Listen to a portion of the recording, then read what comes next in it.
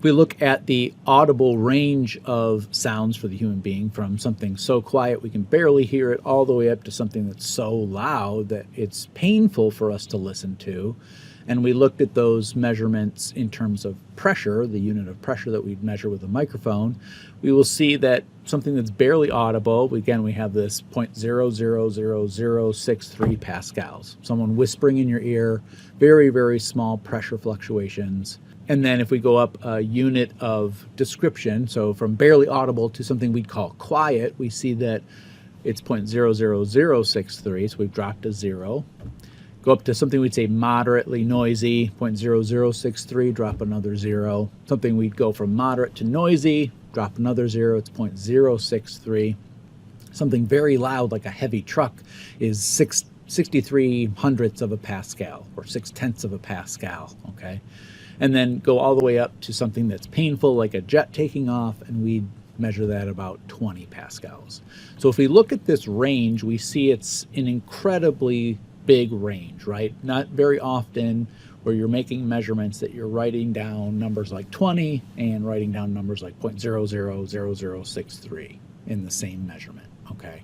Dynamic range of human hearing is very, very large, and this aspect of our hearing makes Pascal, the unit of pressure, kind of inconvenient for us to use. These numbers are so different that it's just hard for us, it's sort of awkward for us to use these.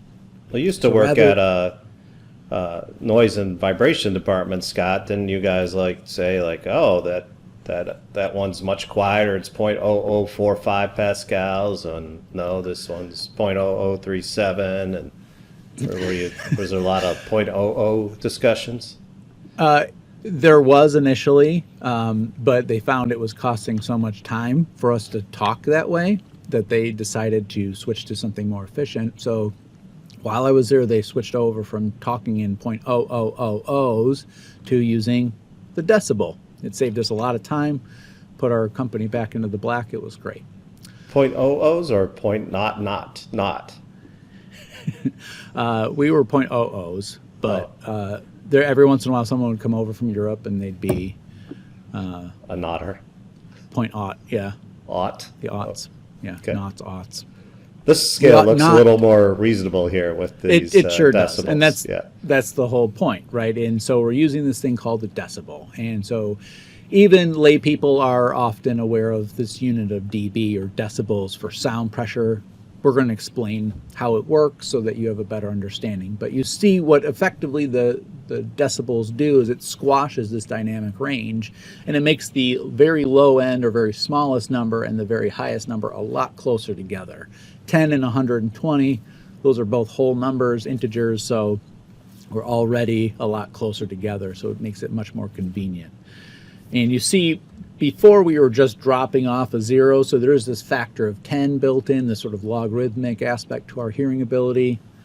Those equate to some very nice round numbers in decibels, and so the decibel is going to be very convenient for us to use for sound pressure levels for a human being.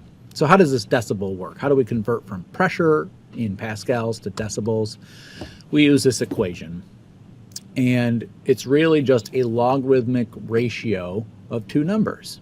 That's all a decibel is, and it isn't specific to acoustics or sound pressure. You can take any numbers and theoretically convert it into decibels. It's really just a logarithmic ratio. We use it for pressure because of those aforementioned aspects of human hearing. Okay, so we take pressure from our measurement microphone, we divide that by what we call our reference pressure, and we all need to agree what this reference pressure is. And then we take that ratio, take the log of that, multiply by 20. That's your sound pressure level in decibels. Okay. Are you moving your laser pointer?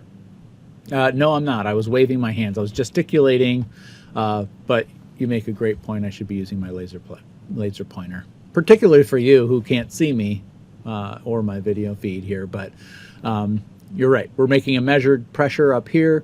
We divide that by a reference pressure, take the log of that ratio, multiply by 20, and that's our decibel. Now you notice in this equation we're always talking about this pressure that we're measuring as an RMS quantity, so it's important to understand it's not a peak or a peak-to-peak value, it's an RMS. And the reference pressure we'll use in all of acoustics is 20 micropascals, or 20 times 10 to the negative 6 pascals. Okay, and we'll talk about where that reference pressure comes from, but this is how you convert pressure into decibels. Okay? Looks pretty straightforward. Yeah. So if we look at this conversion for decibels, we'll use decibels, and we call it sort of the original sound quality metric. Sound quality metrics are trying to make sound and the qualities of sound, like amplitude or frequency, more convenient for us to use for human beings. Decibel takes that awkward Pascal scale for human hearing and converts it to something much more convenient, and it sort of matches our perception. So that's why we use decibels. So if we look at this conversion and we take that reference pressure and we plug it into that equation, so now we're measuring 20 micropascals, we divided that by our reference, which happens to also be 20 micropascals. That ratio becomes 1. And Pete, do you remember the logarithm of 1? What is that? That's a big naught. 0. That's right, it's always 0. So when you register 0 dB on your sound pressure level meter, that means you are measuring your reference. Okay. Now if we jump up to a much bigger number, 1 Pascal, nice easy round number, convert 1 Pascal into decibels using that same formula, we'll calculate 94 dB. Okay, this is often used for microphone calibration. It's a nice round number. 94 dB equals 1 Pascal, and so it's just a nice convenient unit. Now, something interesting is I'm going to show you here where I take 1 Pascal and I double that, and I go from 1 Pascal to 2 Pascals. I've doubled the pressure. What happens to my decibel value, Pete? Yeah, 94 to Yes. 100 is a 6 dB 6 increase. dB. Yep, so we went from 1 to 2, so an increase of 1 Pascal is 6 dB. But now what? Let me show you something weird. I'm going to double it again. I'm going to go from 2 all the way up to 4. So now my increase is twice as much as it was last time. Now how much does it go up? 100 to 106, 6 dB.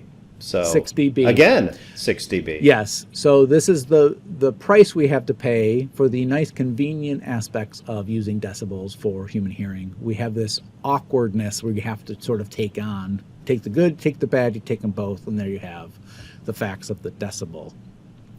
Where 6 dB is always a doubling in your root measurement. So no matter what, if I'm going from 2 Pascals to 4 Pascals or 100 Pascals to 200 Pascals, that increase will always just be 6 dB. Okay. That's so crazy. It's a little bit awkward. Yes, It's it's like, very boss, awkward. But I've reduced the sound of the product by 50%. The sound pressure's gone down, and it's went from 66 dB to 60. yes, and if he doesn't understand this aspect of decibels, you might be in some big trouble. Yeah. You'll find yourself talking in OOOs and nots. Yeah. pretty or soon. put on a special list and can end up working for Siemens or something. We all end up here sometime, don't we?